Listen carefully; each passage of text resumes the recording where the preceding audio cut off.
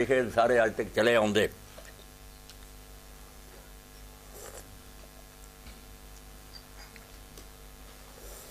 जी वो तो कहते कि आमीन कहना मतलब जो बंदियाँ ब्रेक वगैरह ने कहते हैं कि आमीन रफ़ा करना ठीक है, हो जाती है, उससे भी वैसे भी हो जाती है। मतलब ना तो उन्होंने कोई मिसाल अपनी मस्जिद या की हो या एल दी कोई मिसाल होगा कि उन्होंने अपनी मस्जिद के हाथ छड़ के नमाज पढ़ी होगी कि लिफे तो लेबर ही लाते हैं सारे ने अपने अपने। इसे कम ने तो बेटा तसम पैदा किया जब उन्होंने पता सी भी सारी चीज़ा किताबा है।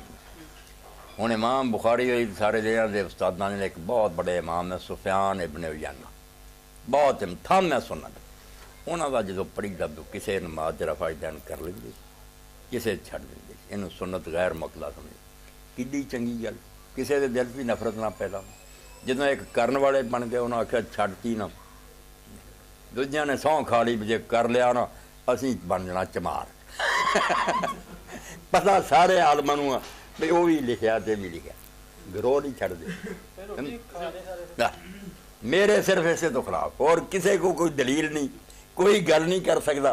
सिर्फ यही मौलवी साहब यार सारा ठीक आता वो कवा ना जो मैं जानना कि अनपढ़ा दी गल्लां नहीं बेबे दोने साहबा इमामा दी गल्लां कोई वो करता सी कोई कि दाड़ी में हथ पाइए तौबा।